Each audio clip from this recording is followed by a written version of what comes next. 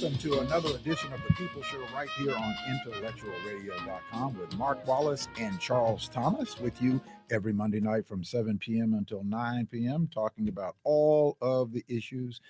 Our number tonight, 708-223-8953. If you want to join the conversation, feel free to pick up that phone, dial 708-223-8953 here on IntellectualRadio.com. All right, and before we get started, I want to just talk about, this is October. October is the month of breast cancer awareness. You see me with all this pink on. You'll see me in pink every day throughout the month of October. I am a Men Wear Pink ambassador for the American Cancer Society. And so my goal is to raise $2,500. You can go on my Facebook page and there's a link there and support the cause. Black women are 41% more likely to die from breast cancer than any other ethnic group, even though that we are diagnosed, or our women are diagnosed at smaller numbers. We have a higher fatality rate. So, all right. So support that cause. Go to my Facebook page and make a contribution. No amount is smaller. So wearing all that pink, how does that make you feel? I feel great. There's this sheriff, or I don't know if he's still the sheriff, Joe Arpaio in Maricopa County, which is Phoenix, and he runs the county jail there. Yeah. And he makes his prisoners, men, wear pink because he says that, I think he's trying to humiliate them or something like that. But he says if they wear pink, they are less likely to cause trouble in the jail. So how you feeling, man? Are you feeling like... Man, I feel like causing trouble all the time. Even with the pink on? Even with the pink on, more so with the pink on. Yeah, I can't tell you you look good in pink, man, because I feel good, though. You look, I don't know, good, man. Like, let's not get into it tonight, man, because in that pink, I might whoop your ass. Charles, I wouldn't try it. Don't get your confidence up. Yeah. Anyway, man, watch that game Sunday, man, with the Bears? I watched Colorado and USC. I don't watch the NFL. Man, I watch the NFL. I don't watch the NFL. Yeah, Colorado, very quickly. I mean, they played well in the second half. I think that that young brother who plays for Southern California, Caleb, the quarterback, oh my gosh. Yeah. He's the Heisman Trophy winner last year. And I think he's going to win it again this year if he throws the ball the way he threw it during the first half on Saturday. He was just toying with Coach Prime's team in the first half. Yeah. In the second half, they had his number. Yeah. They had his number, and it became a real competitive game, and they just ran out of time. You think that's what it was? Well, look, I think what I saw was a team that was coming up against a superior team, or a great team. I'm not going to say superior, but a great team. And I think there was a little bit of stardom intimidation there. And I think when Coach Prime got them into halftime and did their thing, he obviously, whatever he said to them, whatever he said, man, it worked. It worked. But during the game, man, I saw something that I saw Coach Prime doing a fried chicken commercial, man. And that once I saw that, I said, oh, that's what this is. I mean, Coach Prime has built an industry around Coach Prime. I mean, I want to see the brother make all the money in the world. I mean, I want him to see him make a lot of money. I want him to, but he has taken this persona, Coach Prime, and it is I don't want to take it too seriously. He's not an activist. He is a media guy who knows how to make some money.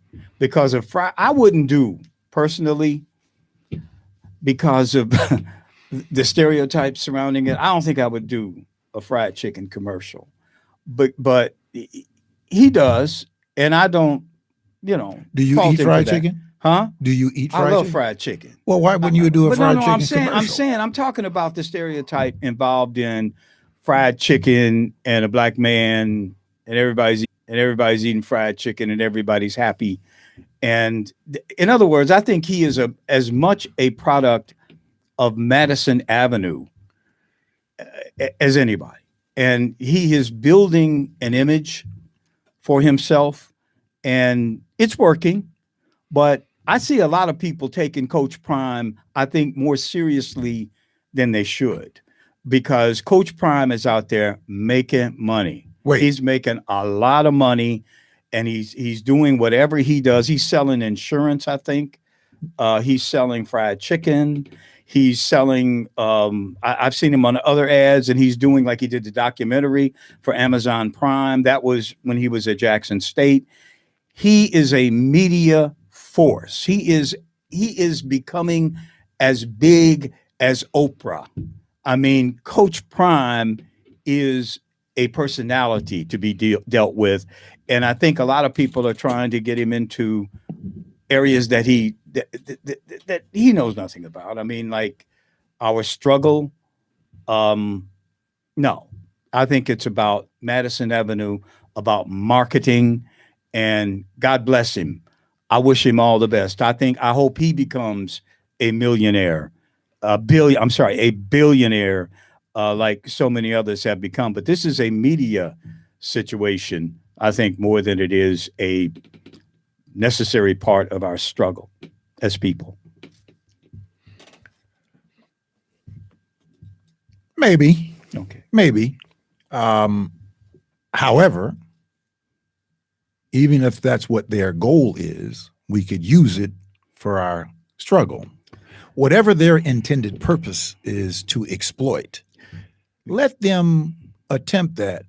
But what we ought to do with that is what we need to do with it. But you know, what I have to caution about is that anytime the media builds you up, they are the ones who will take you down. In fact, they will begin looking for opportunities to dismantle.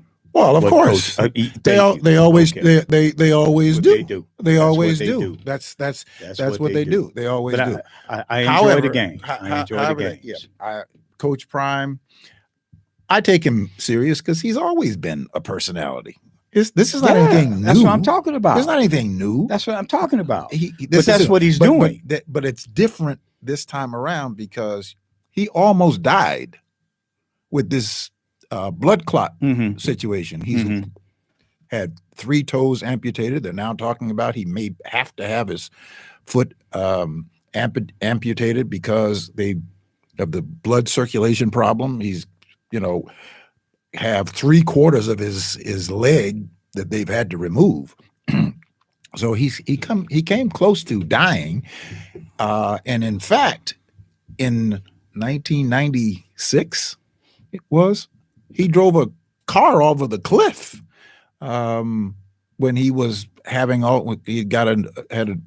suffered a divorce, and his wife, they took his children away from him, and he just, was about to give up. He drove a car over the cliff, but he survived that and turned his life to God and said that God had more for him to do. And so he's a very different personality. Well, he is a different personality, and I do appreciate some of the things that he brings about fatherhood with his whole Coach Prime persona. When he talks about fatherhood and talks about the kinds of kids that he recruits and who they need to be and the kinds of families they need to come from for certain positions on his team. Like he says, he wants a quarterback, for instance, who comes from a 2-parent family. He wants that from a kid who has 2 people involved in his life, a mother and a father. He says it's a quarterback. Well, that's not always the case. Let me finish. And then he says, if I recruit a defensive player, I don't care. I mean, about that. It's not important.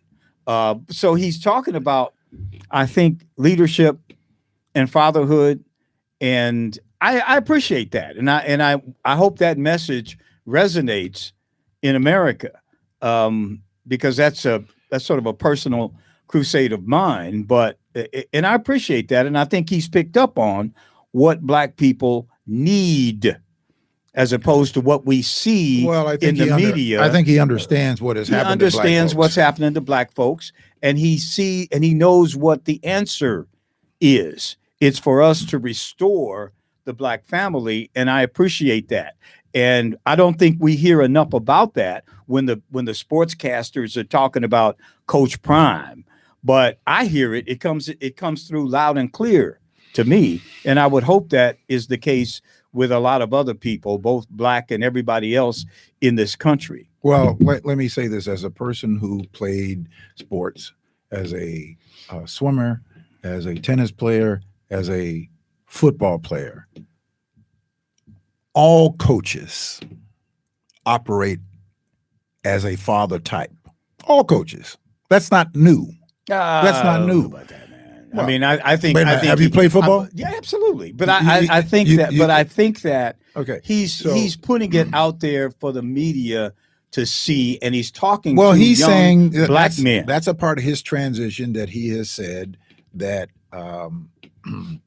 is part of his calling. Post his accident. But Nick Saban is not doing for young black men what Deion Sanders is doing for young black men. I mean, there's just no way, and none of these other coaches, these other coaches who don't have the black experience, he knows what these young black men need. Well, I gotta set him apart. I'm not making in that way. I'm not making comparisons to Nick Saban's to Deion Sanders. I'm just simply saying that Deion Sanders has said that he has a call from God to do what he is doing, and that is what he is going to do, regardless of what somebody's opinion or analysis. Now here's something that I can't. But going now that you just said that, he's bringing in all these rappers. He's bringing in a lot of rappers to the locker room, and some of these what do they call them? Instagram stars or TikTok, social media kind of stars. Mm-hmm. I think he had when he was at Jackson State, he would bring them in as well, and that's somewhat. I don't know, some of the things they talk about, you wonder, is this what you want young black men to focus on? The coach at Penn State, who is a black man, last name is Franklin. He brought in he's brought in rappers too. He's starting to bring in rappers to talk to sort of inspire his team. And I don't know. It depends on some of these rappers. He brought in this woman named, was it Sexy Red? You ever heard of her? No. Oh my gosh. Oh man, you don't even Google it. No, I won't. I have. I mean, this woman is outrageous, and I think he brought in a Sexy Red to his team and that is supposed to do what? I guess fire him up, man, or something. Why is that supposed to fire him up? To make him look cool, to make him look with it, I guess. But this woman is just so gross. She is just out.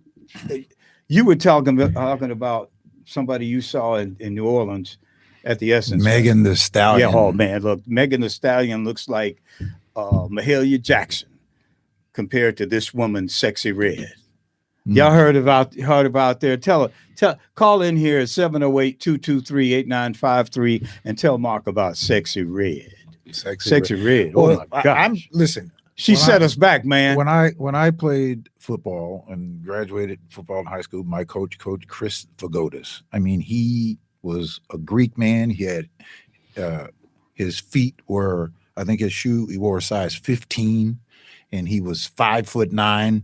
He played for Alabama, Coach Bear Bryant, who was his idol. And he would go back every year and get something from Coach Bryant and bring it back to us. He was a strict disciplinarian person, but he loved his players. He loved his players. When I hear Coach Prime, I think about my Coach Vagotis. That's a person who I think about. Yeah. And unfortunately, he was killed in a car accident in 2019. But he later went on to be an assistant coach at the University of Miami. But he taught us, and I still remember this day, we had this thing we had to repeat. He says, we'll fight until we can't fight anymore.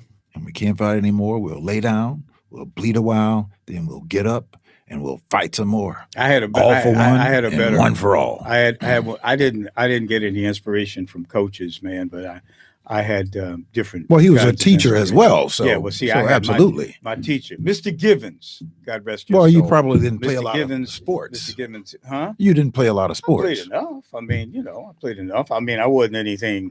I was pretty bad actually, but I played ball when I grew up. So you were a bench playing. warmer, Huh? You were a bench warmer. Absolutely, but that was part of it. That was part of it. Growing the whole situation. I learned to watch and became pretty good at it. Your uniform. I became an observer, a professional observer. Your uniform was clean at the start and at the finish. Start and at the end, but my mind was being filled with all kinds of wonderful thoughts about the human condition. Well, let's talk about your Bears, man. Let's talk about your Bears. Man. What?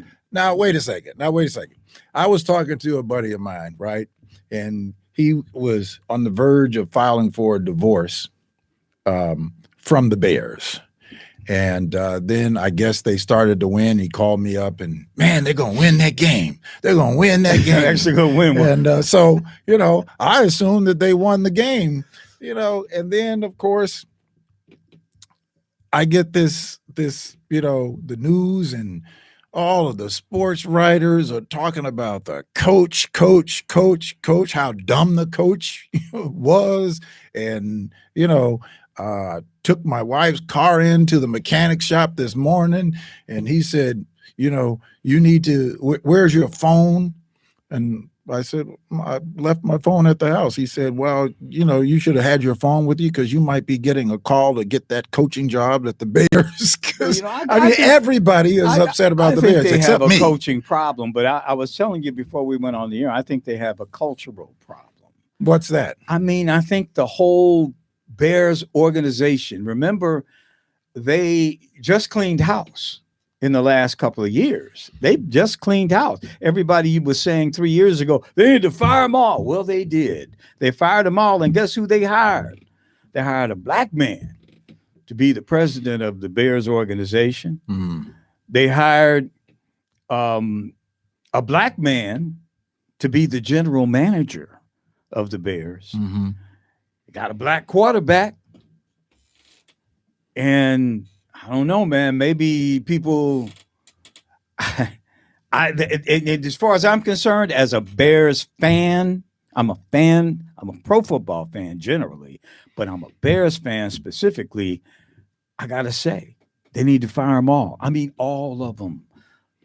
Did you fire them all and start over again? Well, didn't they? Wait, they just hired them. I know, but these people, they just hired I haven't them. seen the Bears this bad. Well, wait a second. But wait a minute. Wait a second. Hold on. I understand there was a stupid coaching decisions according to, some of the pundits. There was a dumb decision that they made. I guess there was 2 minutes left in the game. They were 4th and 1. Instead of them kicking the field goal, would have taken them up. And it would have forced the other team to try to have to, get down and tie it up. But it was a dumb coaching staff. But at the same time that you have the coaching staff, you have 22 players that are on the field. They have to play. Look, man, the coach, they're only in the last 50 years. Actually, 60 years. If you go back to 1963, the last 60 years, the Bears have only had 2 coaches to take them to the Super Bowl. Mike Ditka and Lovie Smith. Ask yourself the question, why did the Bears fire Lovie Smith? Anybody who follows the Bears should understand that Lovie Smith went 10-6. The year that they fired him right after that season. The Bears haven't, they did that one year where the guy was playing with Lovie Smith's players. Nagy was playing with Lovie Smith's players. He had a pretty good season, and he was coach of the year. But Lovie Smith should never have been fired because why do you think they fired him? Because I'm not, man. Tell the truth. Why do I think they fired Yes. him? Because they're the Bears and they're just stupid. They don't understand That's that not they what you had were a thinking. jewel, huh? That's not what you were Yes, thinking. it is. Tell the truth of what you were thinking. Why did they fire the black man that had 10-6 and they kept the white man that had a worse You record? see it. Just your game. I mean, you would. I think that they don't know enough about football. Okay. That they would fire a coach who went 10-6. You're talking about the Hallis family who's owned the Bears for how long? I know. I'm saying for how long? Thank you. There you go, man. They've owned the Bears for how long? Before we went on the air. They have a 100. They don't know enough about football. How is this woman, man? But a woman, a 98-year-old woman or something like that, is the figurehead of the team. Nobody knows. Nobody thinks about her. What do you mean, man? Nobody If you're thinks a Bears about her. fan, you know that Virginia McCaskey sits there and she watches the team. She's there all the time. Everybody in that organization has to give her respect. Come on, man. Well, I wouldn't think she knows anything about football either. Listen, but they have a 100-year-old woman that's the kind of the, I don't know, the honorary cheerleader for Loyola. Well, she has no fiduciary responsibilities in the organization. I think she does. No, not the woman, not the nun, man. She doesn't have that. But Virginia McCaskey absolutely does. She just writes the checks. I know she writes the checks. That's all she does. But that is important, Mark. If she writes the checks, she writes big enough I'm not checks. going to do anything that would offend the person that writes the check if I'm a professional football player or coach. But back to Lovie Smith. I mean, that's when the Bears they were on their way up. Look at Mike Tomlin in Pittsburgh. Mike Tomlin has been the coach, a black man has been the coach at Pittsburgh for the last 17 years. Doing a great job. His ups and he's had his downs, but they don't talk about firing the brother just because he has a bad season. No, he's done a great Bears, job. They pulled the trigger too fast on Lovie Smith. I think that was the best coach they've had since Mike Ditka. Them white folks, the Hallis family up there, they're bad. They're just bad. They had Joe. You remember Joe Gilliam? Jefferson Street Joe. Joe Gilliam was better than their their starting quarterback, and they wouldn't let him play. Pittsburgh? No, Joe Gilliam for the Bears. Joe Gilliam played at Pittsburgh. He went to Pittsburgh when the Bears wouldn't let him play. But he was here first. Well, I did not know. He was a backup quarterback at Chicago. Jefferson. Of course, you didn't know it because they wouldn't let him play. Well, Joe had a set of other issues as well. Hillbilly Hallises. That's why you need some new owners. But wait. In all fairness to the Hallises, hold on now. What? The president of the Bears organization is what? Is a black man. Now. Whatever, but it's 100 years later. But that's all. How long have they owned the team? The general manager. Well, let's see how Ryan long. Poles let's see how long he's going to. Let's see how long they're going to let the black man president, and the black man general manager. I'm glad you're bringing that up because I don't want to see them firing him. But I think he's mostly preoccupied with trying to find a venue for them to play somewhere, either in the city or in the suburbs. The general manager, those players on the field, are the responsibility of the general manager. This guy, Ryan Poles, who's the general manager, he was the guy who missed on in the draft. I mean, when he did not draft this kid named Jalen Carter, who's playing in Philadelphia now, and he was in Georgia, everybody said, "Oh, this is the next big thing." Well, the Bears have done that a few times. Well, Exactly. They did it with this guy, Trubisky, who they took instead of Patrick Mahomes or Deshaun Watson. That was a screw up. Major screw up. That's the kind of thing they do. They don't want too much chocolate in the. And the other thing too, man, is that level. I had this conversation with a brother. If Patrick Mahomes, who right now is regarded as the best quarterback in the game, if he had come to Chicago, do you think Chicago would have paid him $40 million a year? No. Exactly. No. Exactly. Because the Bears, as Mike Ditka said it eloquently, they ain't paying no black man that kind of money. Nickels with around the Bears. like manhole covers. Well, they do not pay. Well, one of the reasons that they do it is because they have these loyal fans that are going to come if they're in a graveyard.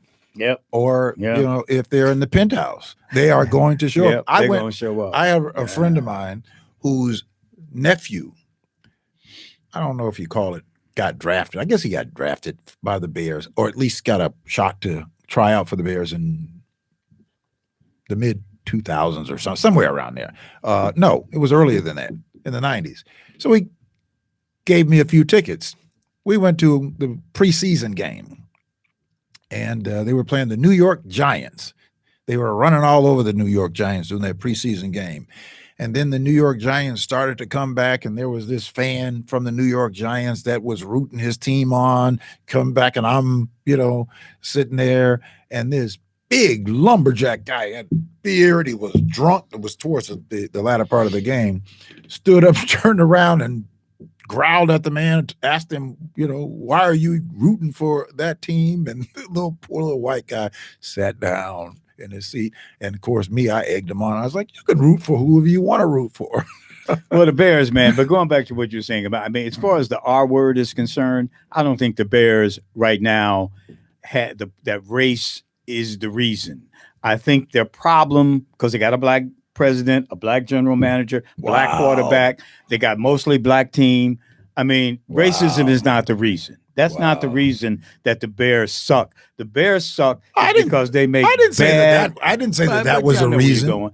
No. You were telling me. I asked you why did they fire the man I don't think it's racism. I just think they make bad decisions at the Chicago Bears, and they've been doing it for a long time, and they continue to do it today. And I don't think it has anything to do with race. Not right now. And I think in the past, wait Joe Gilliam, as you say, probably. Hold on a second. Not now. If race has got nothing to do with the if Bears, it's got nothing to do with it, as you believe, then they are going to give the president, who's a black man, and the general manager, who's a black man, they're going to give them the fair opportunity 4 or 5 years to get their squad in place to bring them a winning team. Because you know what? And Mark, if they would fire this guy Warren, who is the president, or fire this guy Ryan Poles, who is the general manager, and they get another quarterback, but if they get rid of Justin Fields, and the Bears could be in position to draft Caleb Williams, this kid at Southern Cal, who I talked about a few minutes ago. Well, they're probably going to be in their position anyway. It's a wash, based what I mean. I can't accuse anybody of racism. Justin Fields has not played well enough to be a starting quarterback in the NFL. He just has not. This is his third year. He hasn't produced. You got to go, black man. This is not his third year as a starter. He started. He started game. He's like. This is his second year as a starter. His second year is his second year. No, he started. No, it's his second year as a starter. Guy. No, it's his third year. He was a backup. He was a backup. He was a backup, but he ended up being the starter in his first year because that guy, Mike Glennon, I think his name was, who was supposed to tutor him. He was gone after 2 or 3 games because he just really sucked. And they put Justin in there, and Justin didn't have any protection. Justin ran around. He couldn't see down the field. And some of the same things that he did during that first year when he came up, he's still doing. And it's just, they just don't have time for that. In pro football, you just don't have time for it. If you don't make it, and his option year is going to be coming up next year, and they're going to make, I don't see him lasting. If he plays the rest of the season the way he's playing right now, he will not be there next year. And good riddance, because he's not the answer. Man, I saw a score that the Miami Dolphins beat Denver 70-20. 70-20. And Denver beat us. And Denver beat you all? Oh, man. It was painful. It's embarrassing. Just embarrassing, man. Embarrassing. Anyway, man, what do you think about this? I'm shifting gears here. Yeah. What do you think about this Anthony Beale, who's an alderman, I believe, in the Ninth Ward? Still, they still call that the Ninth Pullman.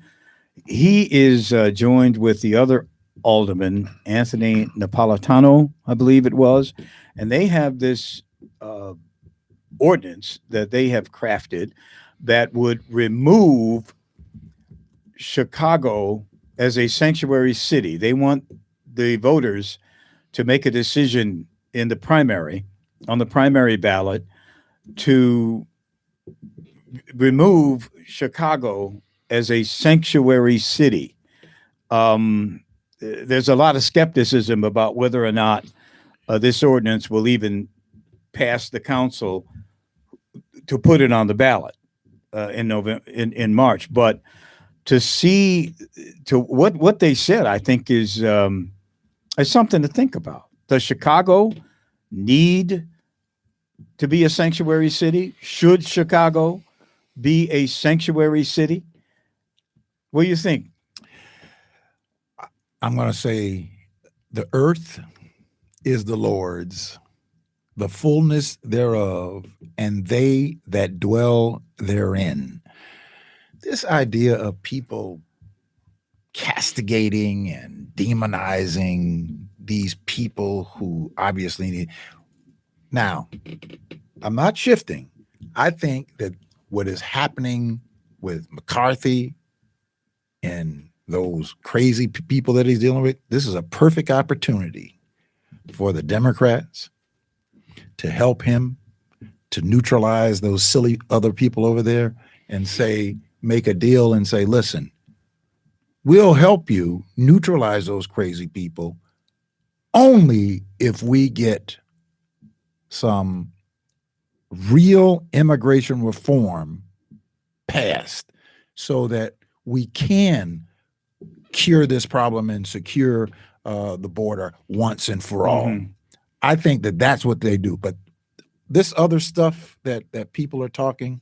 Let's bring it home. Let's bring it locally, though. I mean, we're talking I'm bringing about it back locally. Okay. I'm bringing it back locally. Talk to me locally. So this idea of, first of all, it's not going anywhere because the mayor has the last word on it. So it's not going anywhere.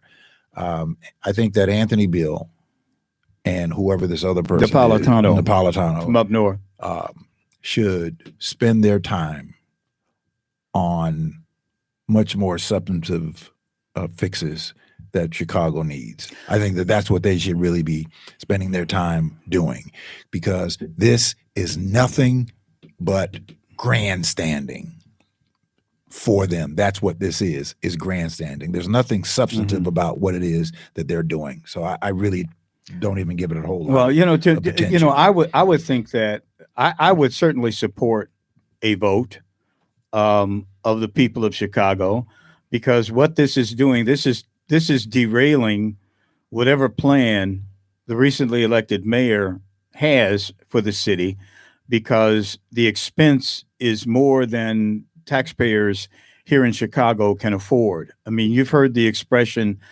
don't write a check that your ass can't cash. Well, let me finish, Mark. The taxpayers are getting reimbursed. Mark, please. The don't write a check that your ass can't cash. And right now, Chicago cannot cash it. If it's $300 million by the end of this year, by next year, it could be over $500 million that the Chicago taxpayers will have to come up with. We don't have the money to be a sanctuary city in this current environment. And if the federal government is not going to be, who is letting the people into the country, if they are not going to provide financial relief to cities like Chicago and New York and Houston, then we can't do it, because you don't want your taxes to go up. I don't want my taxes to go up. If it's over $500 million by this time next year, what do we do if we can't afford it? I think that during the Rahm Emanuel administration, when the council voted to be a welcoming city, I think that it was absolute virtue signaling that we we will be a sanctuary city. People who were voting, even aldermen who were voting for it then, did not understand what could happen. They were expecting for immigrants to come to the city, and I would support that, and certainly not hound them out of the city. But when you have tens of thousands of people coming to your city and you don't have facility for them, and keep in mind as well that the United States is a welfare state. And if you have, this is unlike what happened during the 19th century when people came through Ellis Island and such. Those people came here and they made it on their own. Well, now, if you come to the United States and you're dispossessed, if you will, your huddled masses, they're going to get free health care. They're going to get, food stamps. They're going to get all of these different welfare programs that were put in place in the 20th century.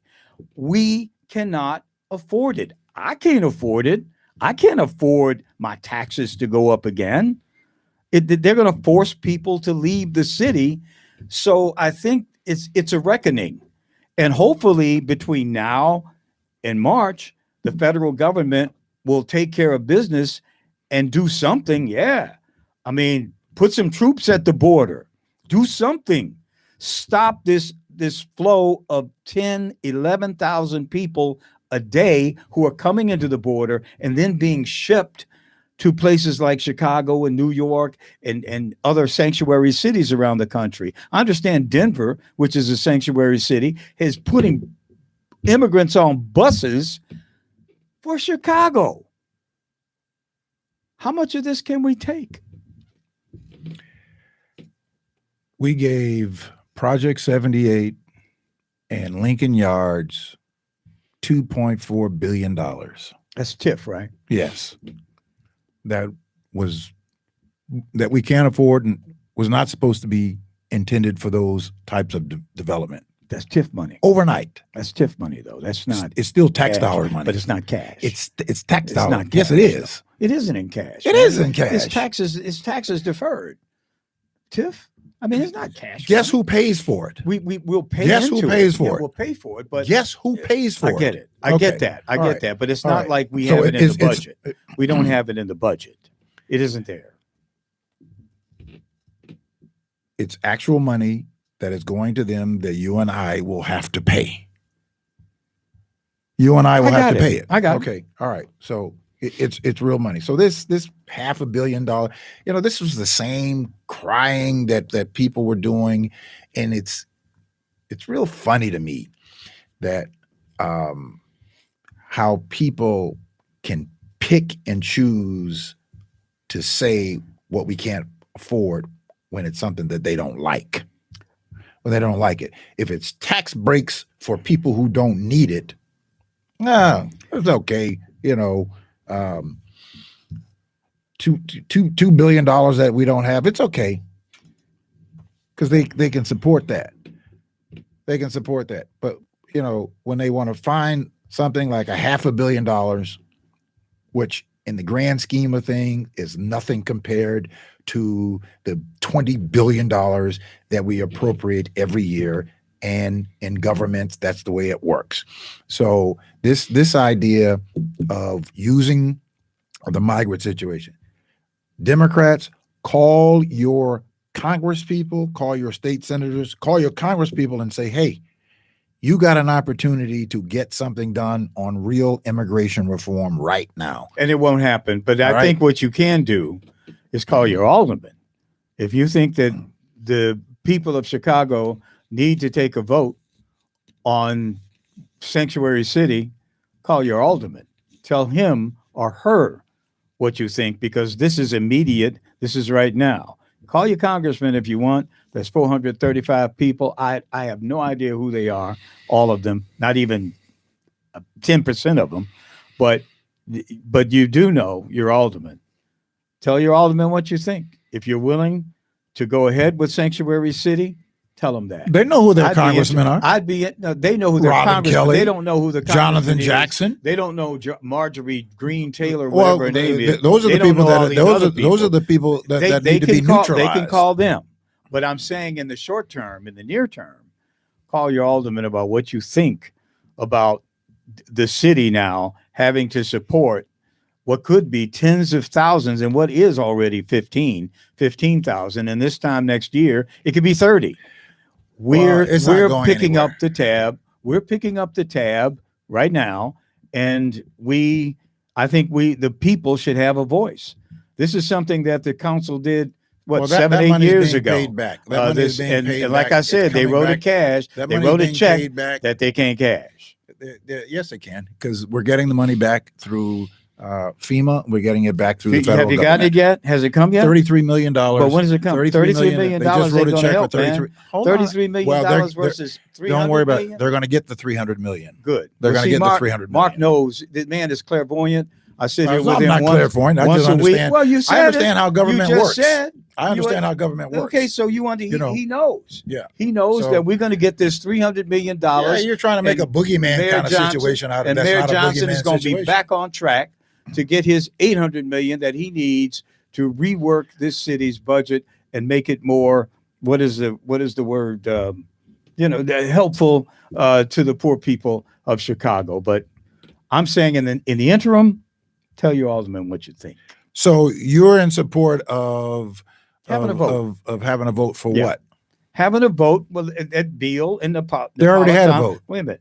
They didn't have a vote. They haven't had a vote. They haven't had a vote on whether or not they should have this on the ballot in March. They haven't had that vote yet.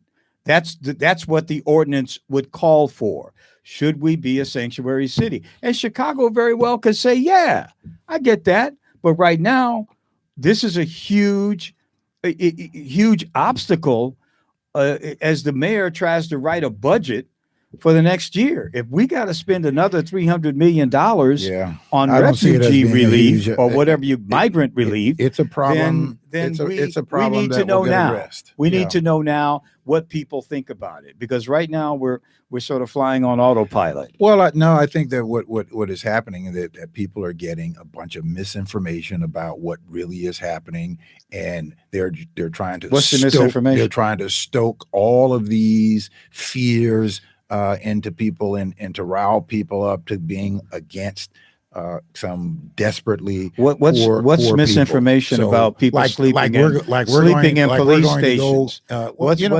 We've had people sleeping in a police station for a long time. No, why is that? Not, yes, we have. Mark, we haven't had tents and such in police stations. We've had black people sleeping in police stations since I've been in Chicago. Not dozens of people. Yes, you have. Non-citizens sleeping in police stations. There's still we people. have not had There's that. still people. But they're not. Why wasn't that important?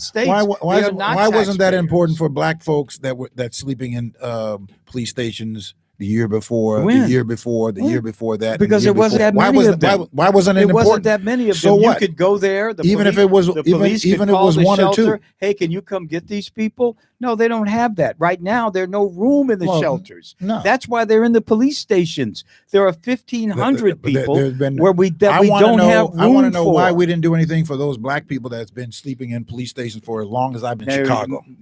Sleeping in police stations, sleeping under viaducts, sleeping out in the cold, sleeping out in the cold, sleeping in tents along the expressway.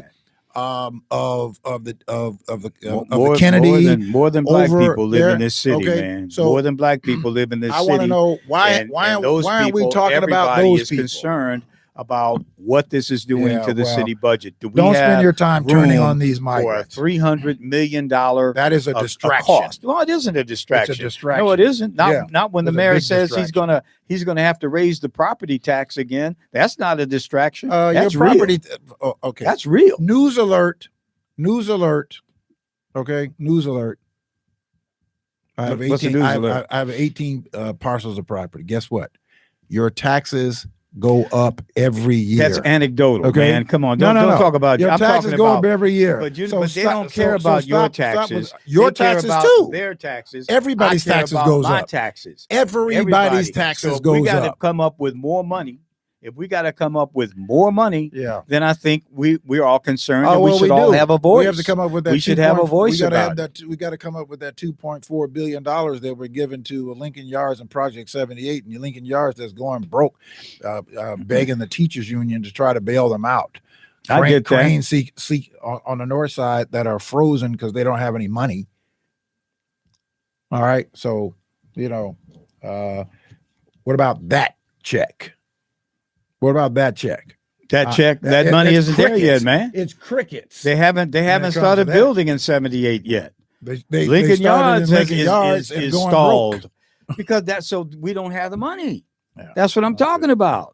I mean, people are concerned about how much money they're going to have to spend private development to pay for all this. That's not a They're doing the same thing in New York City. Private development. They're doing the same thing in New York City, man. They're wondering where they're going to get the money. They say it's going to cost them $1 billion in New York City, and they're wondering. I mean, what's going to happen over this winter? We're going to get immigration reform by the end of the year? I don't think so. I think. Listen, I wouldn't bet on it. I think that this is a great opportunity for because McCarthy needs help because of those lunatics that he has over there with Matt Gaetz and Marjorie Taylor Greene and the rest of those people over there that he can't corral. This would be a perfect opportunity for Hakeem Jeffries to go over to McCarthy and say, look, you need help. We will help you under these conditions. Let's get a comprehensive immigration bill done. Let's do it. This is a perfect opportunity. Let's do it. Let's do it, man. For them to do that. I tell you, I don't think they're going to do it. During an election. Listen, it would be. Listen, this would be the perfect opportunity for them to do it. This is a better opportunity to get them to yield to doing it. Give your congressman a call. Let him know that idea. Let him work that over, man. We need to do something. I already because did. We don't have. Did you call your congressman? Chicago, who's your congressman? Danny Davis. Danny Davis is the only reason. Call him. Danny Davis is the only reason that I would even vote. Call him. Get that Democrat ballot. In Chicago. Danny Davis. Okay. Call him. My brother. Call him tomorrow. Okay. Danny Davis. I called mine. Call yours. He's running again, right? Okay. Danny Davis is running again. Yes, he is running. Yeah, he's running again. Call him, will you? Yeah. Will you call him tomorrow? And tell him to take that to Hakeem Jeffries. Take your idea? That ain't my idea. That ain't my idea. My idea is to not have my a vote idea. in November as to whether or not we should continue to designate ourselves as a sanctuary city. And put that burden on the city of Chicago to have to deal with this. Where's all the private 501c3s, man, right now? Are they mobilized to deal with this? Catholic Charities and some of the other I understand a lot of them are, but I forget the one, you have, what is that? Threshold. There are some of the big 501c3s that are getting the big money. The small people are using those dollars to help out.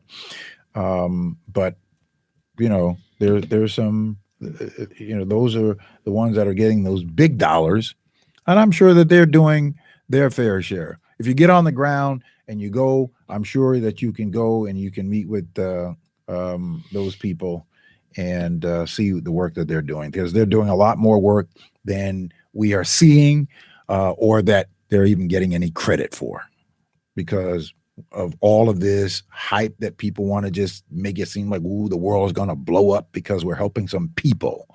I mean, but we're helping millions of people. It's good. Millions of people all at once. That's good. So do you think that we should leave the border situation as it is?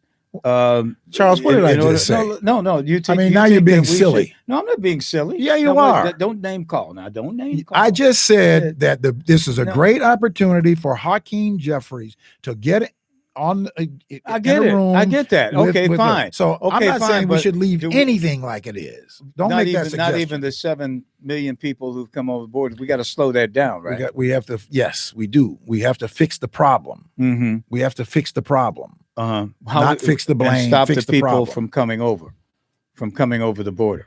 We have to do that. Listen, we've got to figure a way to be humane in stopping an inhumane situation. Yeah. But we're not going to do it. We're not going to do it. Yeah. We're not going to do I it. don't think we're going to do it. If you're in the not next, serious few about weeks. fixing the immigration problem, then we're not going to do it, because you have to fix the problem on the interior before it gets to the border. What do you mean, like go in foreign countries and deal with the poverty or whatever makes them come here? No, you have to support those. Well, that's part of it, but you have to support those countries where the corruption is happening, and then they can't deal with that on their own. You got to be able to give them 140 countries around the world, in terms of what the Border Patrol is saying, that the people have come from as many as 140 different countries around the world. So we through Mexico.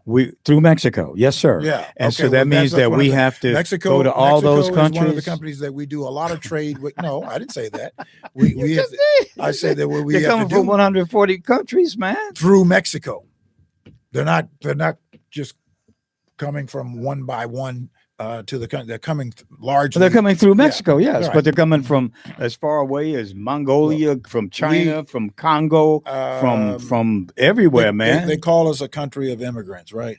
They call us a country. But I explained to you that we're now a welfare state. We need to now a welfare state, which means that we have to pay when people come here. We're not going to let an immigrant child or immigrant person go without health care. Rich corporations by the trillions of dollars, and nobody is saying a peep about that. By the trillions. But we're doing trillions of dollars. What with trillions of dollars that we've given corporate welfare to. By the trillions. Corporate, yes. Really? Tax breaks. Who, like these are corporations? We need to tax them. Okay. Well, absolutely. I mean, hey, they need to pay their fair share. That's what you think. You want them to pay more. No, I want them to pay their fair share. But that would be more, though, right? Yes. Yeah. You want them to pay more. So they should pay for this? They should contribute and pay. Guess what? If they paid their fair share, we wouldn't. But they're not. We wouldn't be having the economic problems. We don't have no economic problems. I thought you said Bidenomics is going great. It is. We wouldn't be having the problems that we're having to support these governmental needs that we need to do, like the migrants. Like the migrants, like making sure that people are taken care of, like make sure that everybody has health care, make sure our educational systems and our public educations are strong all throughout the country. Yes, all of those things that they need to be contributing. We need to redistribute the wealth, is what I didn't say redistribute. They need to pay their fair share. But I mean, redistribute. No, you said I said that. No, I didn't say that. I said you just said we need to redistribute the wealth. Exactly. I didn't say you said it. That's what you said. It. I'm saying, look, I'm observing what you said, and I'm saying, no, do you that's mean not what I said. We should redistribute the wealth? What I said was that rich corporations that don't pay their fair share need to pay their fair share. Like which rich corporations? All of them. All of them. All of them. All of them. All of them that are making record profits, that are paying no federal income tax. All of those companies need to be paying their fair share, and they're starting to because of some of the policies that are paid. But they certainly need to do. We don't need, and then we need to roll. And that would take care of all. That would take care of immigrants coming from all over. No, we need to fix the immigration problem. We need to fix the immigration problem. Well, we fix it, but does it? And part of the fix would be to stop people from coming into the country. Is that part of the fix? No, part of the fix does not stop people from coming into the country. What else would it do? We want to welcome people to come into the country the right way. Right. Yeah. But so it would mean those that are coming over the border now. No, you're trying to play on words, stop but them. That's not working. I'm just trying to find out what you're saying. No, you're not trying to find out. You seem to be saying a lot of different things. You're trying to play games with what I'm saying. I'm not, man. Yes, you are. I'm trying to see. I believe you have to stop. How are you going to stop them? You can build a wall. Oh, number one, that would stop a mother from coming over build a wall with where? a 3-year-old child. You're going to build a wall stop in the middle of the ocean? Where Trump was building it. You're going to build one in the middle of the ocean? Trump was building a wall. That's not going to stop people from coming. If I have these huge throngs of people now coming through places in Texas, I would put the army there and say, hey, if you want to come in here, you got to go over there to where we walk in. where people walk into our country. You just can't come over the frontier and expect the Border Patrol to meet you there and then to just process you. No. Good luck with that. Okay. You have to go Good luck with that. Our point of entry and make your claim for asylum. Now, Trump had people wait in Mexico until it was their turn to come in through the proper way. And Biden got rid of that, and that has resulted in this huge throng of people that's coming over every day. 10 to 11,000 people. All he did was shut down the asylums instead of trying to fix the system. Well, trying to fix the system. What he did in the short term appeared to work better than what is happening right now. No. All it did was put a Band-Aid on the situation to try to make himself look good. But the Band-Aid worked. The Band-Aid held. No, it held for the time that Trump was in office. Yeah. You didn't have 10,000 people a day coming into the country illegally. All right. Yeah, we'll see, man. We'll see. What else is going on, Mark? What about that debacle in Feinstein? Feinstein made her transition at home. She died, huh? Yeah, she made her transition, and so we now have another Black woman who has been appointed to finish out the remainder of her term, and she hasn't decided on whether or not she's going to run. I think Barbara Lee and a few other people are running for that seat. So this is LaFonza Butler, who Butler. who is registered to vote in Maryland. She is a Maryland resident who Gavin Newsom, who is the governor of California, appointed to fill Senator Feinstein's seat. And there is some controversy about that. He couldn't find anybody in California who is a California resident to be a senator. I'm not sure that that's a requirement.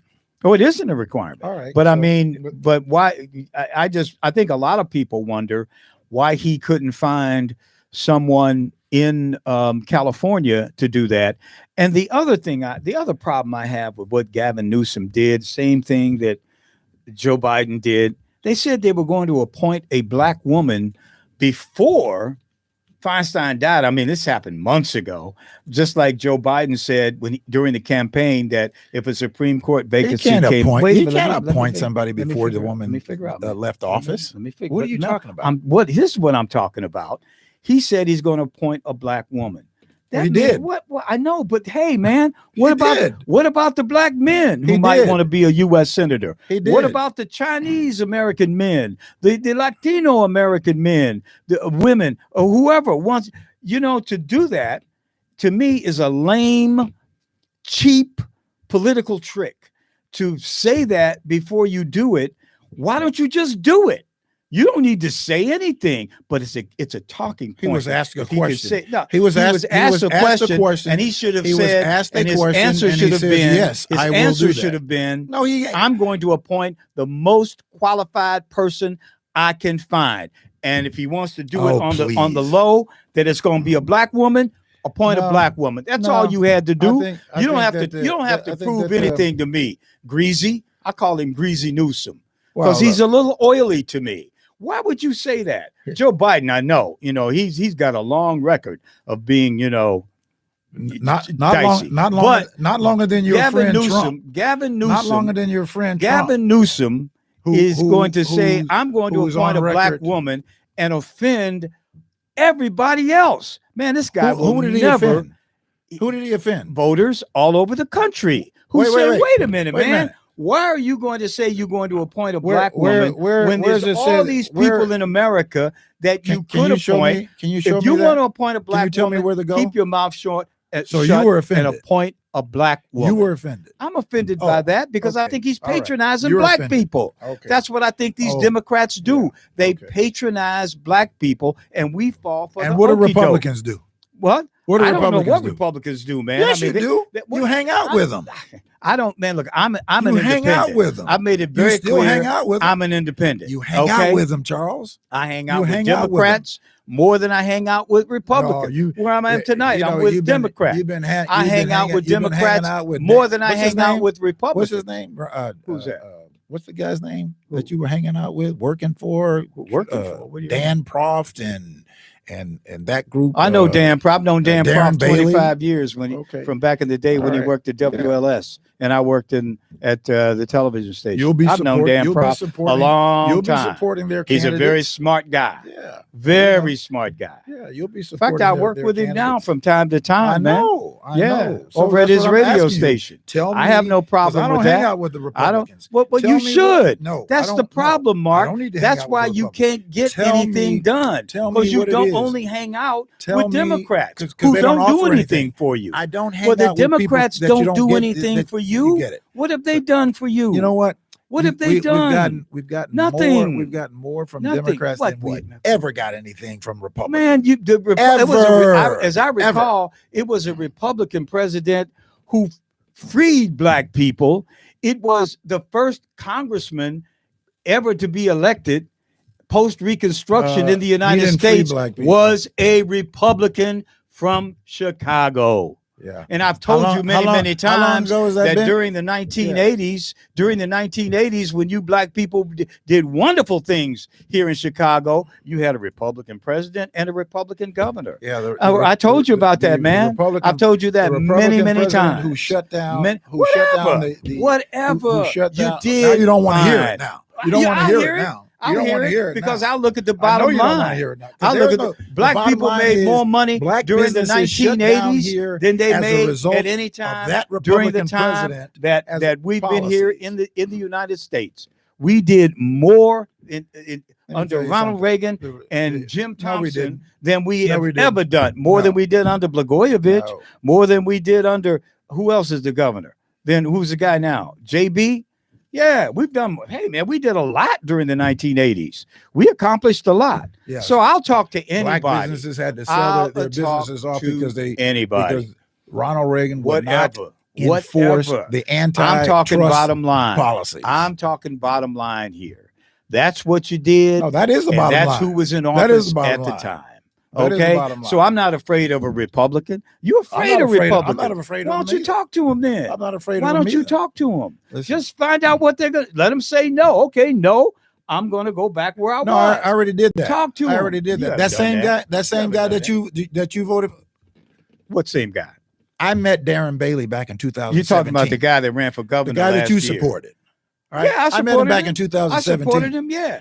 The guy came to a press conference that we were have to try to exploit it for himself, which politicians do. And then we have a conversation with him. He made some commitments that he was going to go and get all of the Republicans in the General Assembly. He was going to get all of the Republicans to come and join us to put pressure on the rest of the General Assembly to bring an end to this scathing tax that has been put on to predominantly poor black communities. Who put that tax on? Red light Who put that tax on you? And speed. Let me finish.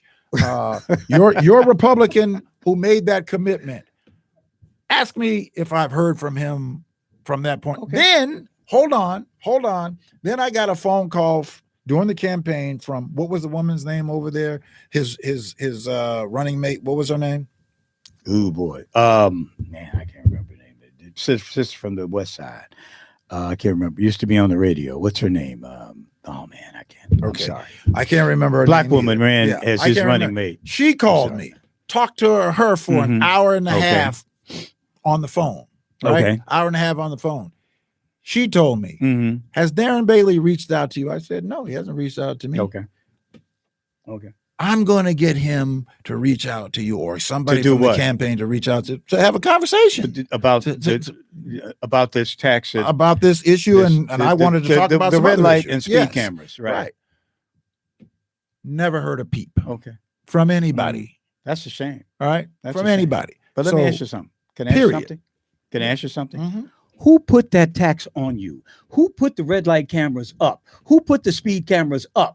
It wasn't the Republicans.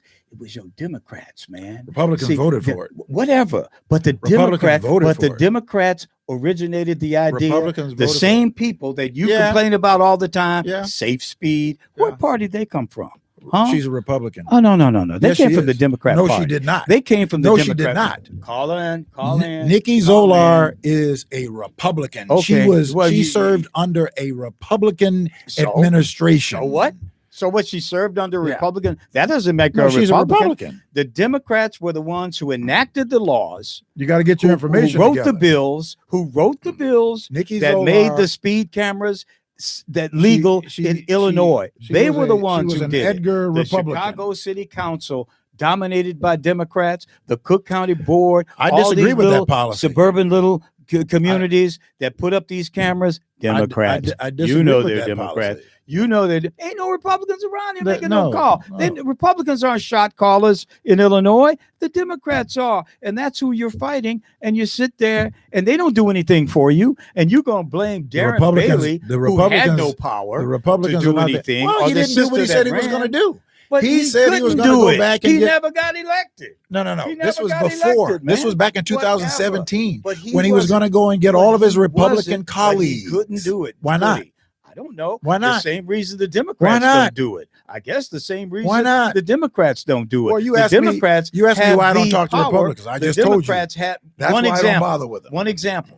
So That's you all I gave up. need. You just put your tail That's all I between your need. legs and you walked away. That's all I You need. gotta negotiate. You gotta get in the middle. You gotta walk into a Tell room. me how you're going to negotiate with when they negotiate won't with won't even come to the table. Man, they Can come you to the negotiate table. They with come to somebody my that don't table. even come to the I table? can get on the phone and call them right now if I want to. Call them. And I can call Democrats Call- right call now. them. Call them and right tell them to now, come to man. the What you table. doing? I can do that. Okay. I have conversations all I the tell you time what, with you call 'em, Republicans. I don't have send- any problem with Call your that. I don't have any Republicans problem with and that. get them to come to and the I, table. And I talk to If your Democrats all the Republicans will time. come Hey, to the man, table and will most tell of the me people I talk to in the course of a day if are you're- Democrats. if- You listen, can't help that if you're because that's Republican, what it is if around your here. Look, man, Republicans will come to the table, I am and your a Republicans minority, will politically speaking. I understand that. 85, I just want you to 90% of get the your people. Republican Wait a minute, people listen, to let me say something. 85, 90% of the people in this city, they agree with you. They go out all the time and they vote just like you do.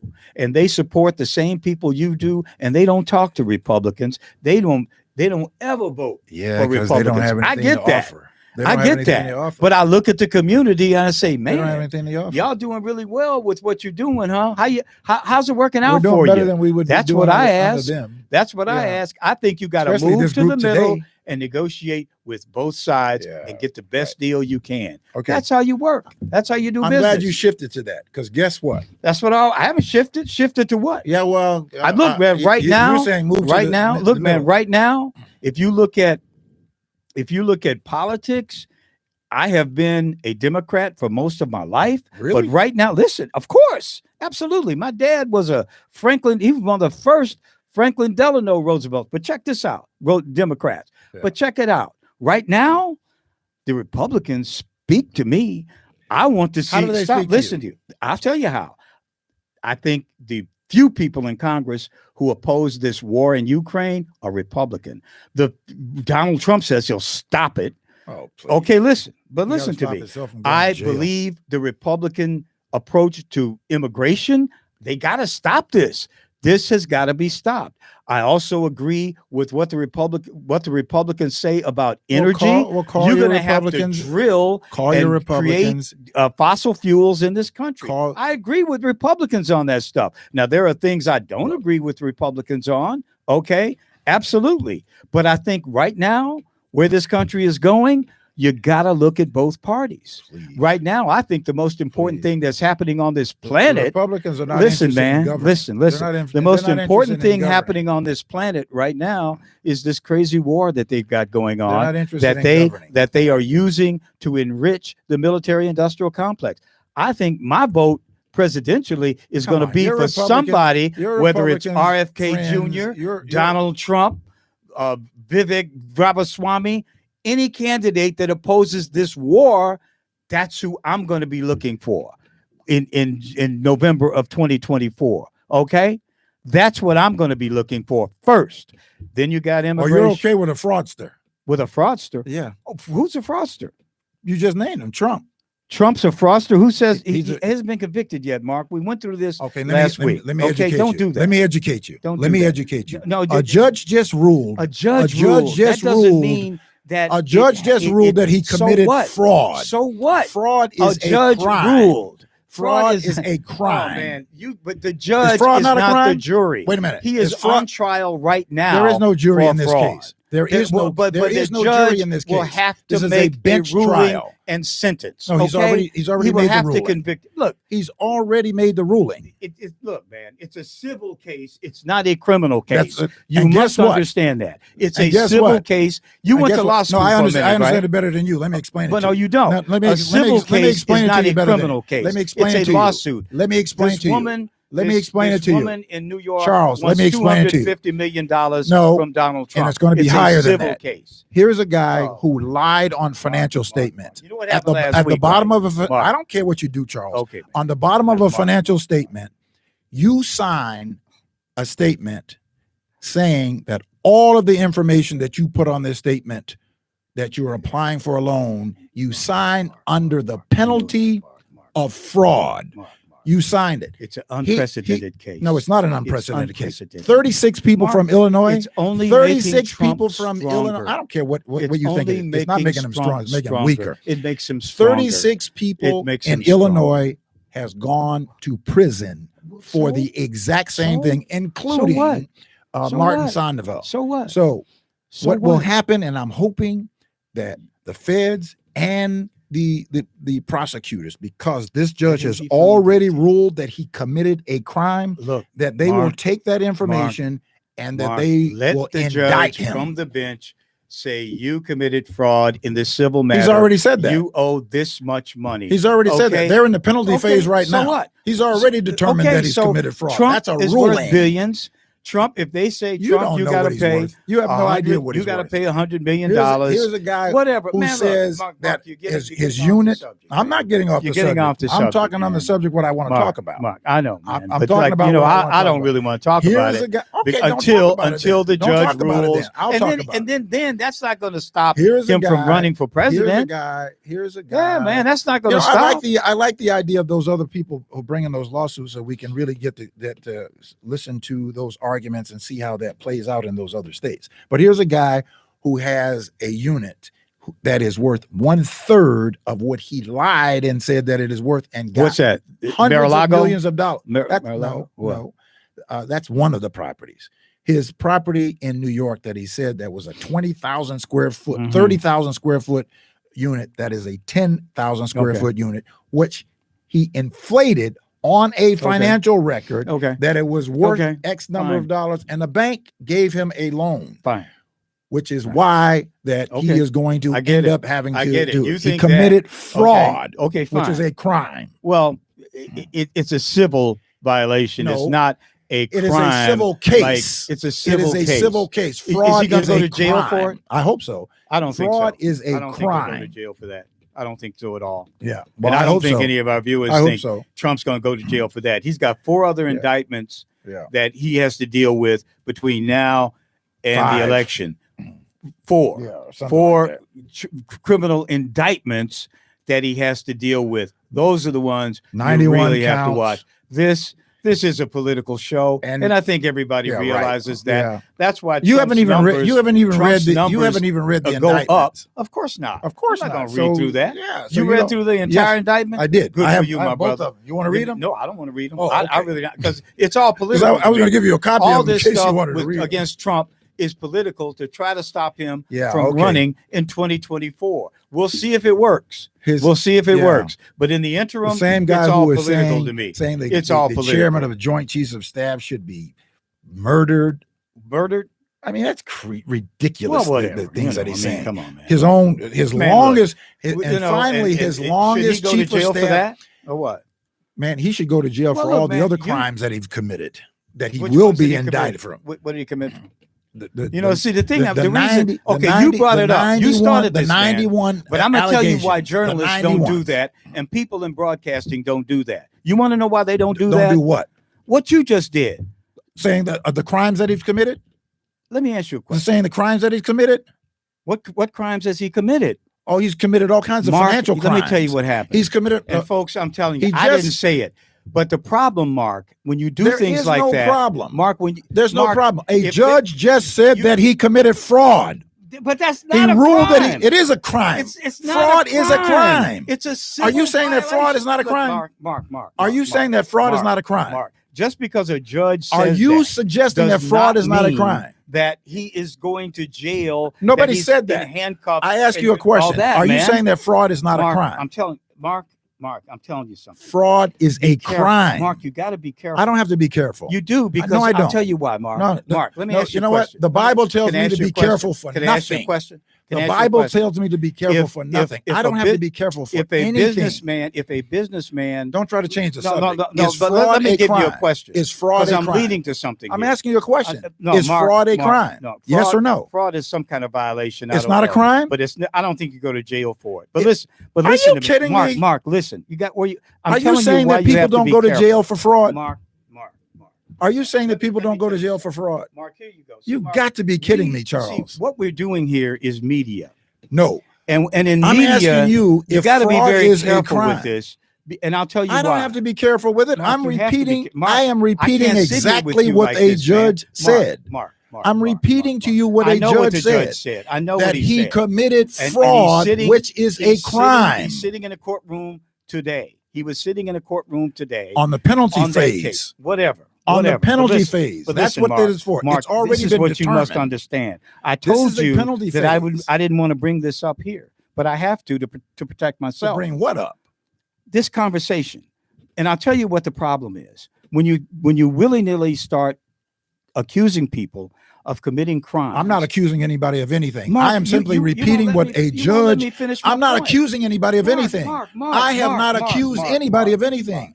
Donald Trump committed fraud, which is a crime. A judge said Donald Trump. No, he ruled fraud. That he committed a crime. Whatever. Yes. He ruled, said whatever, that Donald Trump committed fraud. He just has that's not the end of it.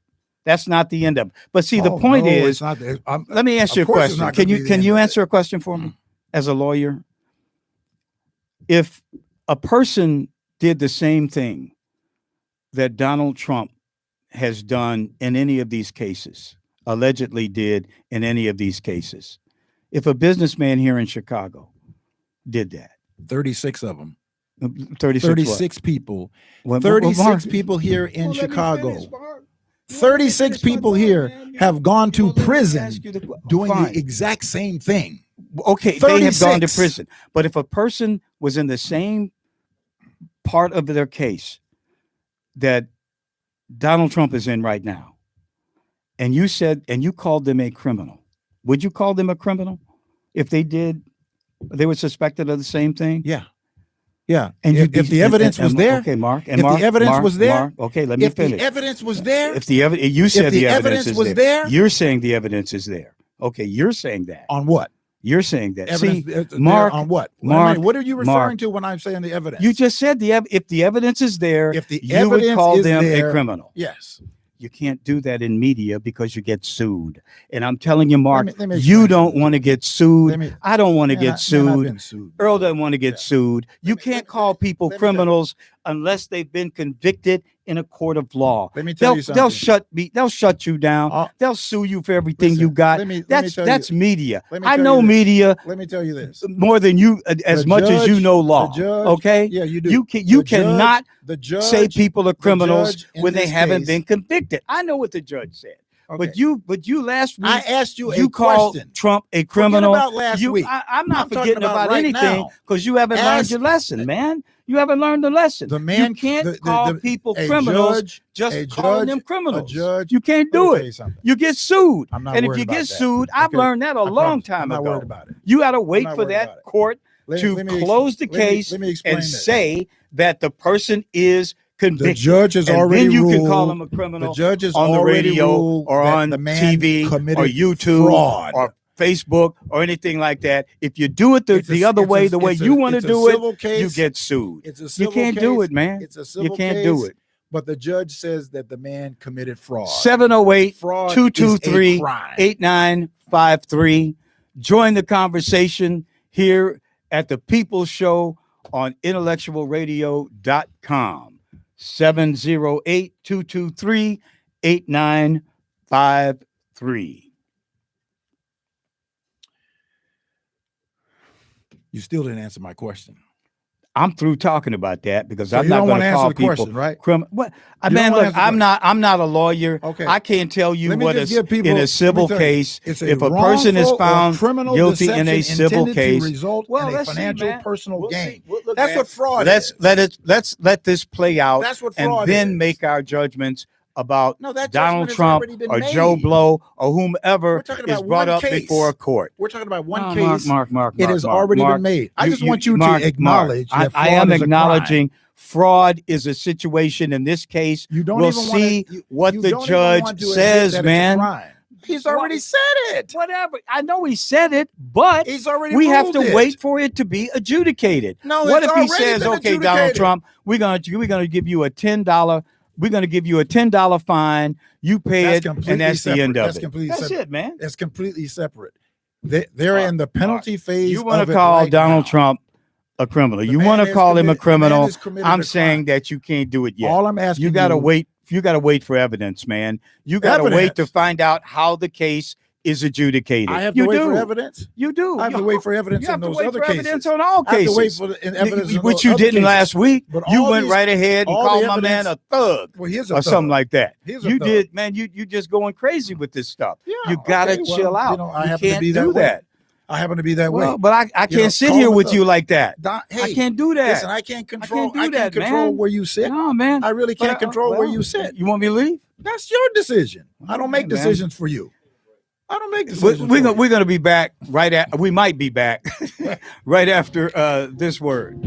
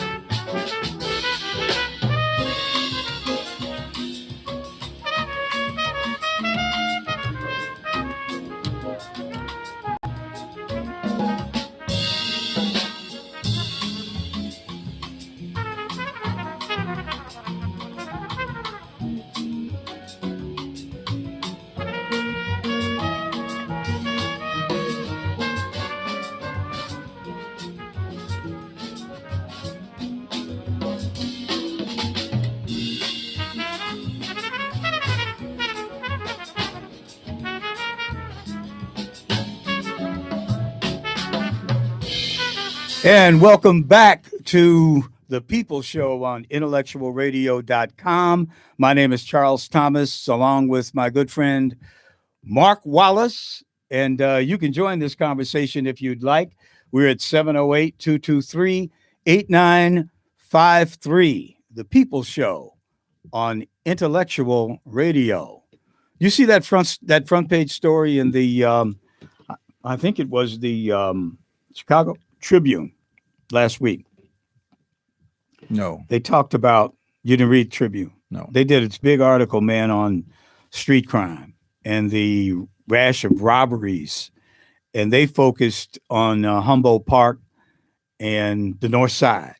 And I think it's really becoming an issue in large part because of what's happening on the North Side, because more of these jump out robberies are happening on the South and West sides actually than are happening on the North Side. But the increase in jump out robberies on the North Side has gone up like 20-30% in the last year, maybe even much as 50-60% since 2019 before the pandemic. But what we're having is a bunch of kids, young men, young black men, I can say it, are they'll steal a car and then they'll get in the car and they'll commit a rash of jump out robberies in the city. And generally they'll attack people who are walking alone at night. And this is happening around the city. And they had several community meetings apparently about it on the North Side. And it's happening. And I think it's a huge problem. Well, you know, it's a situation that has been festering for decades that has produced itself, and it's not going to end overnight. Now, I don't know what they think that the new superintendent is going to do about it. Now, he did say that they were going to be putting out these special squadrons. I happen to think what they need to do is, and I think I mentioned this to you before, that they should, because it's happening in the same general areas. So I think that they should start doing what they used to do back in 2000s when they were spending all this money doing stings on prostitution. They used to have these stings on the south and west sides of Chicago. You know, you drive up to this person standing out there, and if you make a solicitation, man, they swarm down. They got cars sitting on the side streets and all that sort of, and they swarm down on you for prostitution. But they don't do that anymore. No. What I'm saying that let's talk about what they're doing now. They should use that same kind of setup in these areas. You mean like have decoys out walking alone at night? Well, I'm not necessarily saying that they need to have decoys out, but they need Mark, to have. I agree with you. They need to have these cars in these areas where this is happening, so that they can interrupt some of these things that are going on. Because obviously, these people feel like, okay, these are easy targets for us in this areas. So you have to concentrate some resources in those areas. But the decoys. You mentioned the prostitution thing. Mm-hmm. A decoy, put some decoy cops out walking alone at night to attract the jump out crew. And then when the jump out crew rolls up, you nail them. Yeah. I'm all right with that. Yeah. The big problem I have with this, and they said that they're gonna start doing more air patrolmen. They're going to put more helicopters in the air. Which will do what? Well, the same thing that they're able to do out like in California. If somebody is robbing somebody and there's a helicopter up there, they will be able to find where they go. It's hard. It's hard to escape because they don't chase on the ground. No. Well, here's the problem I have with this whole thing. I mean, number one, the people who are committing these crimes are generally 90% of them are young black males between the ages of 13 and let's say early 20s. and they're using weapons, and that's who's doing it. My problem, I don't think it's a lot of people that are doing it. I think it's really a small percentage of the young men who are doing it. Of course it is. Okay, but check it out.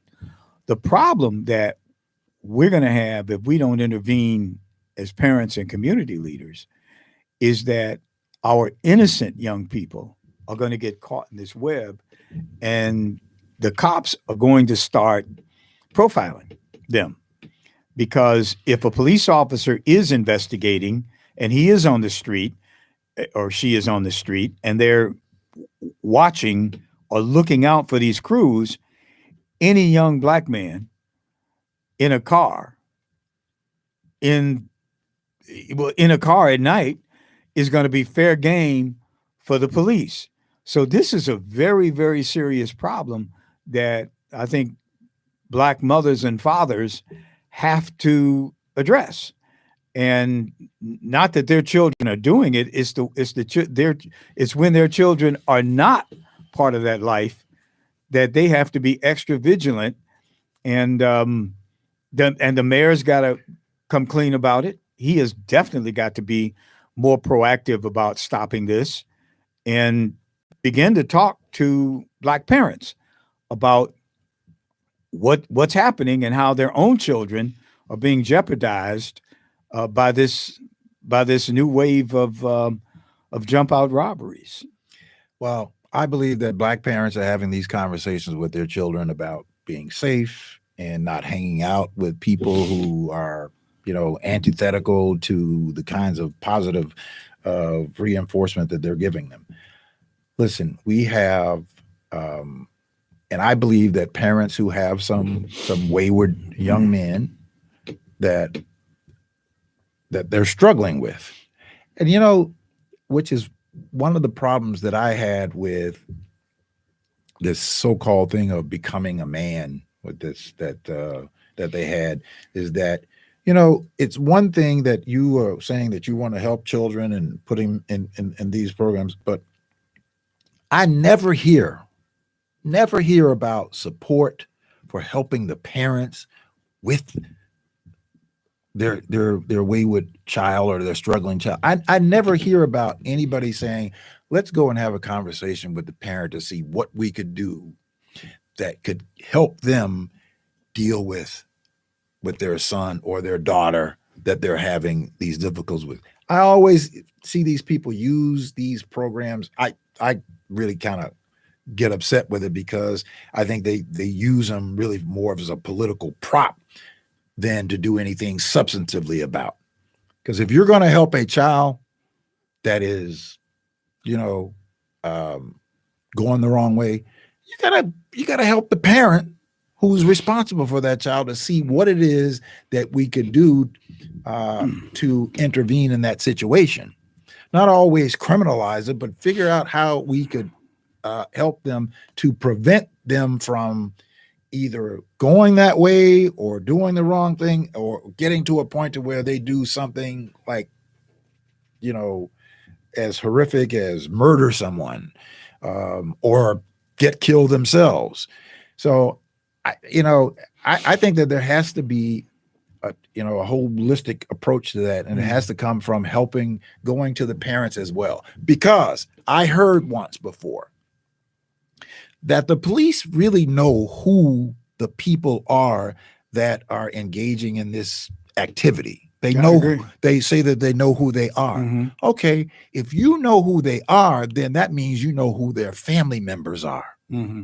So let's figure out how we can circumvent that situation by going to the family and having, some conversations with the family and figuring out how we can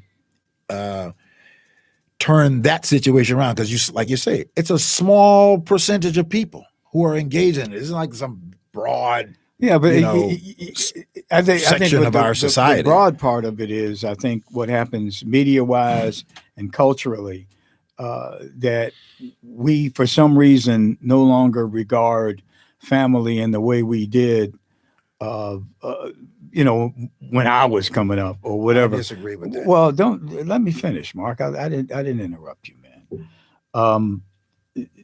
At some point we have to restore the North Star that every child brought into this world should be parented on a daily basis by the people who conceived that child. And that has to be the North Star. I realize that's not going to happen all the time, but we have to reestablish that as a North Star, that every child brought into this world, and this is just not for Black folks, every child brought into this world should be parented on a daily basis by the woman and the man who conceived the child. That should be the responsibility. We got away from that in the 1960s when the family began to break up. Then you had the drug piece happen in the 70s and such, and it's persisted. And right now, 70% plus of Black children are growing up in single parent households. And that has been part of our problem. We can't supervise our children, particularly the young male children, properly if it's a woman who is responsible for that young male child after that male child grows to the point where he is larger and bigger than the mother. He makes decisions for himself. He doesn't have a father in the home. And fatherless homes are the bane of the Black community. And what happens to Black folks happens to Black folks first, because now you find that this same kind of situation is beginning to accelerate in other communities. And it seems like the American culture has gotten away from that whole notion of fatherhood.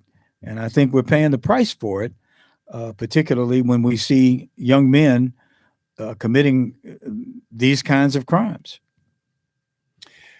Well, if we're going to deal with that, we have to deal with what produces it and what has producing it. I'm glad you went back to the 60s, because in the 50s and 60s here in Chicago, there was an economic base of employment where you could come out of high school and go right into a full-time gig to take care of your family. You could buy a home. You could have a parent at home, send your children to school. Parents work from an 8-hour job, and they come home by 5 or 6 o'clock, and both parents are at home. But when we started doing away with that economic base, which was largely in the Black community, and then criminalizing adult males, Black males, in the late 70s, 80s, and to where we now have more than 1.2 million Black males incarcerated, that produces what we are seeing. So if we're going to talk about having 2-parent families, we've got to talk about what is producing this situation that is allowing for guns to flood in our communities like they're flooding in our community, and there's no conversation about it. There is no attack on that. We'll talk about people coming across the border, but we won't talk about the guns that are flooding into our communities, into the hands of these young men to go out and embolden them to go out to be engaged in that activity. We can't just talk about one end of it. We got to talk about dealing with both ends of it. Yeah, it's a multi-faceted problem, certainly. And, because I guess my background is media. I just think that in the media, we have to restore the family. The nuclear family as the North Star. I mean, we have to begin to stress it and celebrate it. And we have to say to young people, hey, you just don't father a child and not parent it. And we got a lot of young people that A lot of young girls that say, I don't need no man. I mean, a lot of brothers, a lot of young brothers say, hey, I buy diapers every now and then or whatever, but you don't parent. And it seems like that's part of the culture now. And not just for black people, but for the society at large. And we're not talking about it enough. And we're not stressing it. You listen to music. The music that they listen to, it doesn't talk about families, doesn't talk about mother and father and family unit. You just don't have that. And, I saw, speaking and of music, let me just put a pin there. I saw a video that I started circulating. There was a woman, I think she was in Atlanta. I mean, she was, Earl, you may have seen it, but maybe she was somebody famous or something, I don't know. But she was pleading with the rappers, telling them to stop making all these songs with guns and violence in them, because it's encouraging. Yeah, absolutely. It's encouraging. But we have to also go after the media that is producing that sort of thing that filters out into our communities. Well, I blame the media more than I blame the young people. I mean, the media. So how do we turn that around? It's like Kanye West had it right. He just that he said it wrong, and he blamed people for the wrong reasons. But they're basically evil people that are doing what has infected the black community in particular, but it's also affecting other communities. But those people need to be checked. And I think that if we spent more time talking about them and what they're doing, I think we'd make much more progress than when we talk about systemic racism. So we could talk about those people that are creating this horrific music. So then why then you're a media person. Mm-hmm. What's the first step from the media? What's the first step? Yeah. Well, they can stop it immediately. I mean, they censor political speech. They can censor this pornographic speech. Okay, so how they can censor it? So how do we prioritize that and make that a force? How do we do that? Well, I mean, it's going to be difficult to do it now because when you have YouTube, a lot of these young musicians, particularly the so-called gangster rappers, they do their stuff for YouTube and that's how they get big. I think even he's absolutely not one of the gangster rappers. But didn't Chance the Rapper start on his own? Mm-hmm. But he didn't have a big record company behind him. But you have an example of him, and he's fine. I mean, he does his art. But then you have somebody like G Herbo, or one of these people from O Block, who do their thing, and they basically market their product the same way as say Chance does. So how do you stop them? I mean, you do it media-wise with billboards, with ads. You absolutely make sure that mass media, the mainstream media, doesn't air this stuff. You make sure that doesn't happen, and every time it does, you protest. I mean, you don't see the Asian community having this problem.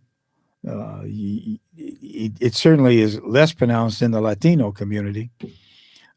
You don't see white folks making this stuff the mainstay of their culture when it comes to music. They buy more than we do, but they buy a lot of us doing it. Yeah, what I'm just saying is, in the days that when you and I grew up in the 60s and the 70s, the music that we listened to was about love, and if it wasn't about love, it was just It was about felt dancing, like about dancing, dancing, love, having dancing, a good and time. And even some of the music that had their own little political spin on it still was about love, like, you know, the Curtis Mayfields, or, you know, I was listening to somebody who was playing some of that music, and I was like, man, what happened to the music? What happened to the music? What happened to the music? But all you hear is, I drive down the street and somebody has a rap song on, or walk down to a building and coming out, and it's all about, you know, just pornography, just vile. And, you know, people have lost a sense of who and what God made them. God didn't make men to be calling women B's and H's, or, you know, or even women for that matter. I told you about, you know, the Megan Thee Stallion thing just kind of made me sick. Listening to, like, every other word that came out of her mouth was something foul. But right. And a lot of people find that entertaining. It's just you know, but we are not the real purveyors of it. We're being used. Our people are being used, in a sense, to put that poison out there. My question is, how do we fight back?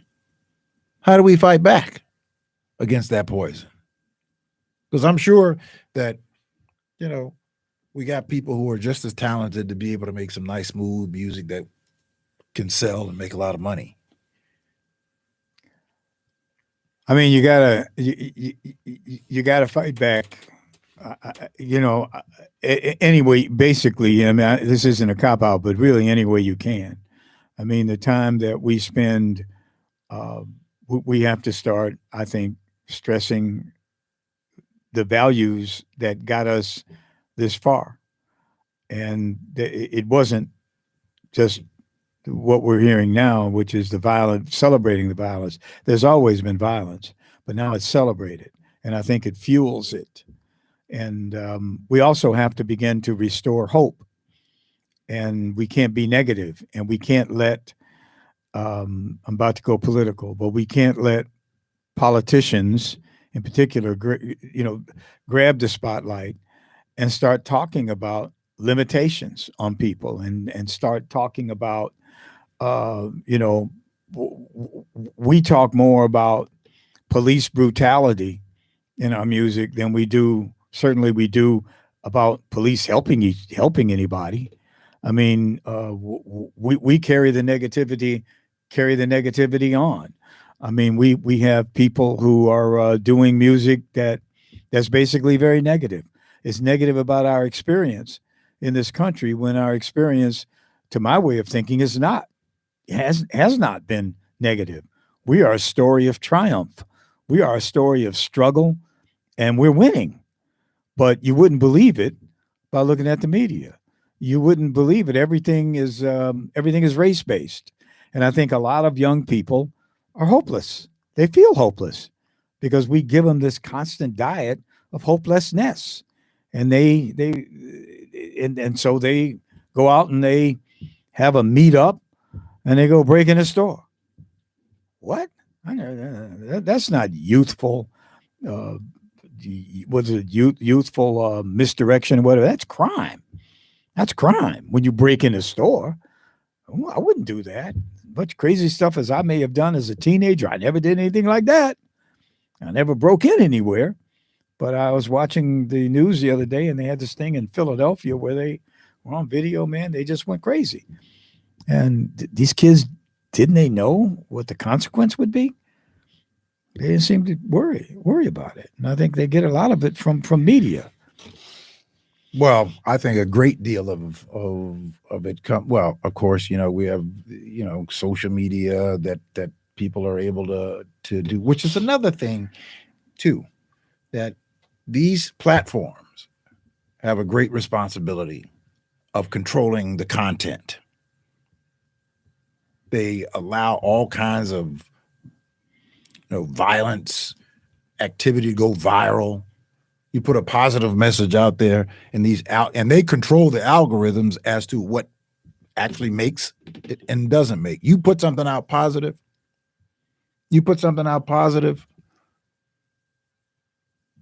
versus something that is salacious, that is salacious is going to make the algorithm cut more than the positive stuff. I mean, I've done it myself where I put something out that was a positive reinforcement. Then I have, not at the same time, but I put out other messages that was not salacious, but it had a little negative, and man, it just got all kinds of responses. I don't think that it got more response because more people were interested in it. I think the people who control these platforms decide on what they're going to let to go out because they control and it gets more attention for them. Well, yeah, but I don't think you think there's a person there doing that, or is there some artificial intelligence that's doing it? Well, whether it's artificial intelligence or not, a person, controlled it or designed it. Yeah, they just had the CEO of YouTube on, and he talked about how it's his responsibility to control what the content. That's his top priority, is making sure that the right content is out. So somebody's making these decisions. Yeah, but they're making this. They say that, okay, if you say a certain word, then the artificial intelligence tags the word, and then it begins. Then the process begins. I don't think they have a person there watching as messages go across the internet. Well, they have lots of employees. I don't think they have that many. All I'm saying is, whoever's designing it has a responsibility, and maybe we need to be challenging them to do better than they're doing. Speaking of the artificial intelligence, before we came here tonight, Tom Hanks is suing somebody because they did a commercial with him using artificial intelligence that he had nothing to do with. And he getting sued? Well, they should. He's suing them. Yeah, I noticed that they're using artificial intelligence. Asking them to retract it. They're using artificial intelligence now to be Joe Biden and to be Donald Trump, and they've got the voice down of both guys, and they have them saying ridiculous things. It's a joke, a meme, but it's going to go too far. It can go too far. It will go too far. That's the problem. I think they're rolling the credits on us, man. Yeah, well, we didn't talk about it, but I guess we'll mention it. Of course, they averted the shutdown, but they still have only 45 days to come up with. Yeah, we'll see. We'll have to see what happens to the Republican caucus if, in fact, McCarthy can maintain his speakership, or if because it's very. I think he will too, but I think it's a possibility. I was very encouraged by the fact that the Republicans, at least a few of them, took a stand and said no money for Ukraine in the interim.